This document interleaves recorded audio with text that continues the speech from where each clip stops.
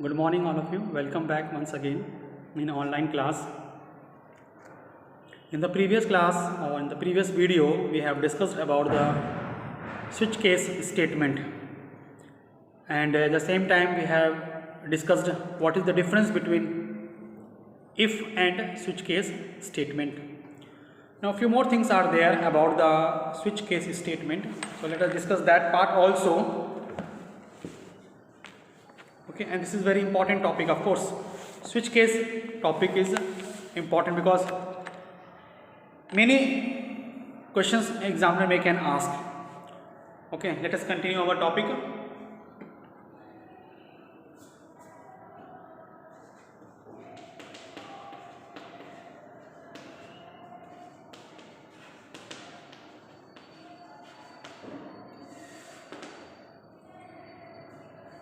Now after difference between if and a switch case, let us write down something important points regarding the switch case statement. So you can now note down as a note first point about the switch case statement. The switch case statement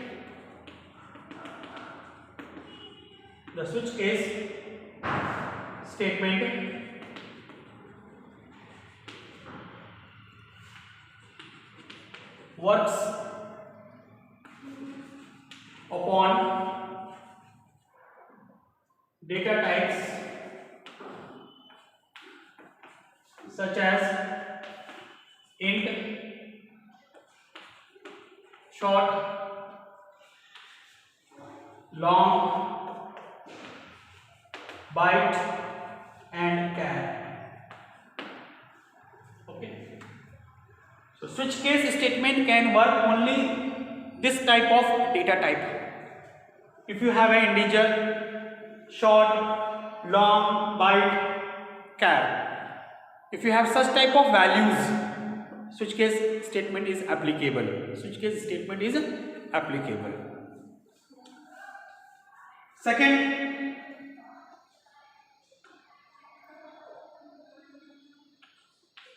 it can check the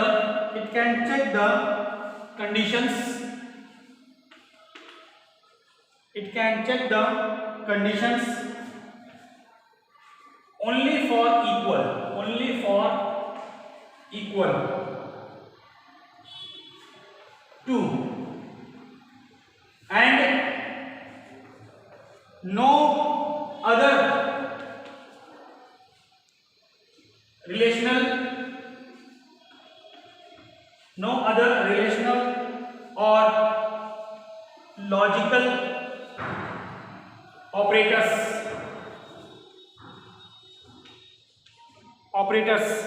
are allowed.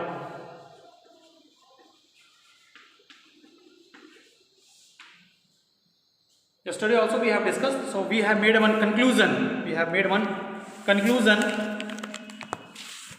And these are the two very important points. Second point is that it can check only the condition only for equal. Means equality. If you want to check equality, switch case statement is applicable, and no other relational or logical operators are allowed. We cannot use relational or logical operator with the switch case statement. This is the main point about the switch case statement, and you can take this point as a limitation also. Limitation of switch case statement. If somebody asks you, state any two limitation of switch case statement, so these 2 points are very important. You can mention it. Okay, limitations of switch case statement. And if somebody asks any advantage, any one advantage and one disadvantage, so one advantage is there. So switch case statement is applicable, convenient, compatible for equality, to check the equality. First thing. Second thing, it is applicable, means it is more convenient for checking the constant value.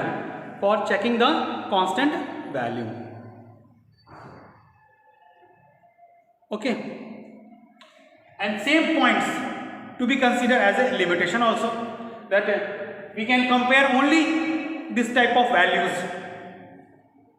Second limitation, we cannot use relational or logical operator, means we cannot specify the range. We cannot specify the range. This is one of the big limitation, disadvantage of switch case statement.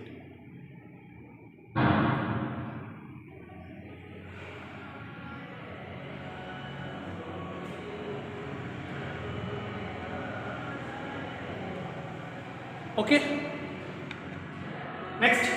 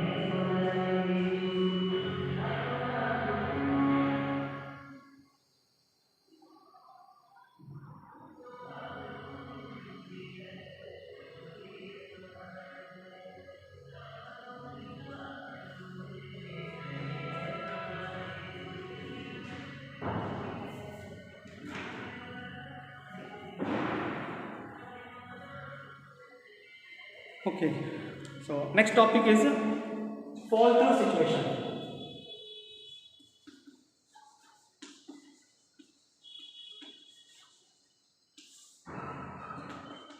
Fall through situation.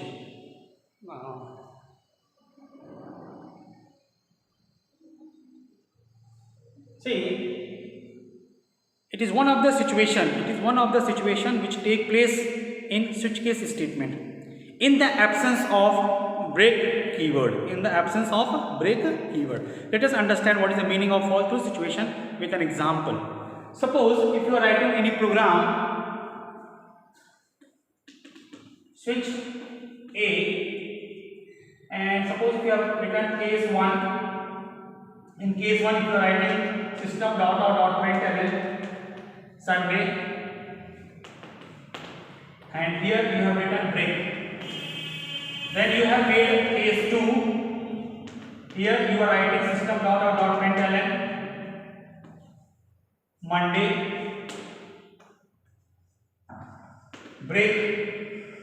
Then if you are writing case 3, system println Tuesday,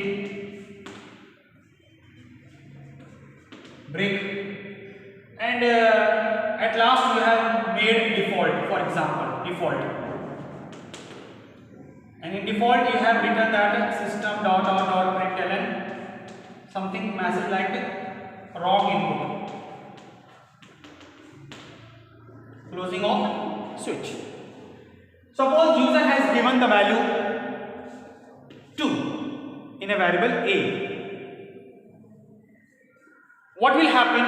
Of course, control will check this value with the variable A. In A, I have a 2. Is it? If they are matching, no. Now the control will go to the next case. 2 and 2 here. So here matching is there. So matching will take place. So what will happen? This block will execute and you will get a message Monday. And after message Monday, we have written a keyword break. So what will happen? The control will come out from the switch case. Okay. Now see. Suppose if I forget to write break, and the user has given value 2. So what will happen? Matching will take place here. A message will come Monday. Since you have not written the break, so what will happen? The control will flow to the next case also. So you will get one more message Tuesday, and since here break is there, the control will come out from the switch case. It means that for the value 2, I supposed to get only Monday, but I am getting output Monday as well as Tuesday. Suppose here if you have forget to write break, so what will happen? Matching will take place. You will get a message Monday. Control will go to the next case also because break is not there. It will print Tuesday. Here also I do not have a break. The control will go to the default also and you will get a message wrong input. See, for the value 2, 3 output I am getting. Monday, Tuesday, wrong input. Are you getting? So why this taking place? Because I have not written the break. So in the absence of break, what happens? After the matching case, if control move to the next case in the absence of break, then such a situation is called fall through. So this is called fall through.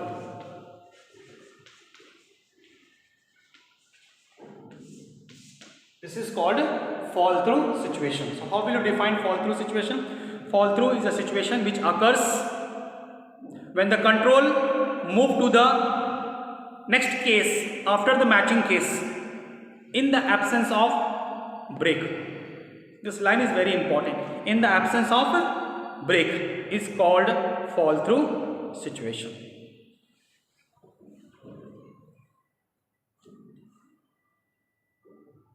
So what conclusion we have drawn here? We have understand the meaning, importance of break keyword. If somebody asks what is the role of break keyword in switch case statement, what is the role of break statement or break keyword in switch case statement? So we have a very simple answer for that. Sir, break keyword is very important because it avoid the fall through situation. It avoid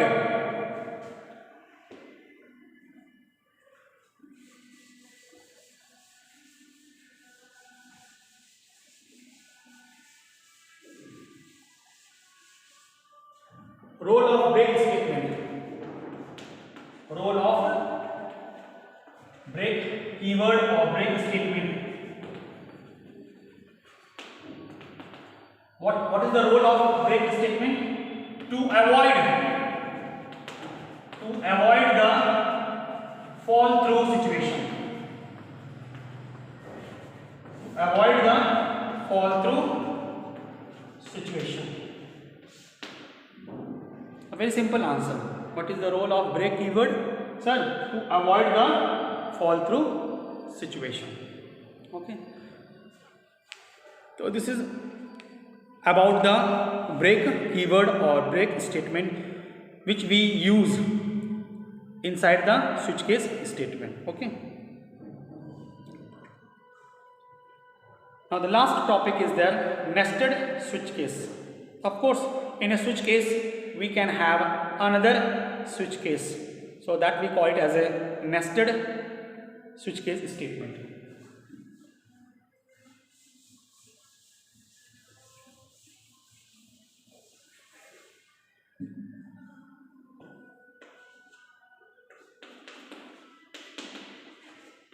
Nested switch case statement. You can take any example or simple any example you can take it.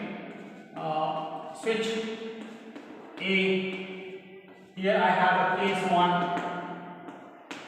Within case 1 I can have switch B opening, and for this switch also I can have some case 1, case 2. Then closing of inner switch, and after case 1 of course we need to write break, and here also of course we need to write break. Here also break must be there as a last statement. Break. this is the closing of inner switch. Case 1, in case 1 we have another switch case. For case 1, of course we need to write break and closing of outer switch, closing of outer switch. So what I mean to say that in outer switch I have just made only one case, and within that case I have another switch with two cases. Okay, so what I mean to say that nested switch case statement, this is called nested switch case statement, and it is possible, and it is possible, and it is possible. Okay, so this is about the nested switch case statement. So overall we have discussed all the decision making statement, okay.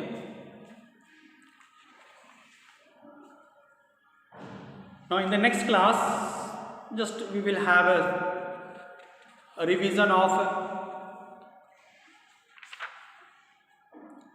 iteration statement. Till now we were talking about the decision making statement. Now we will move to the next one more statement, that is called iteration statement. Iteration means repetition. Sometimes in our program we need to repeat certain things. So for that also Java has provided statement how we can repeat something. Not only this much, if you want to generate something, suppose I want to generate a number from 1 to 100, I want to bring the numbers 1, 2, 3, 4, 5. For that purpose also we can use iteration statements, okay. Anyhow, in the next video we will discuss about the iteration statements.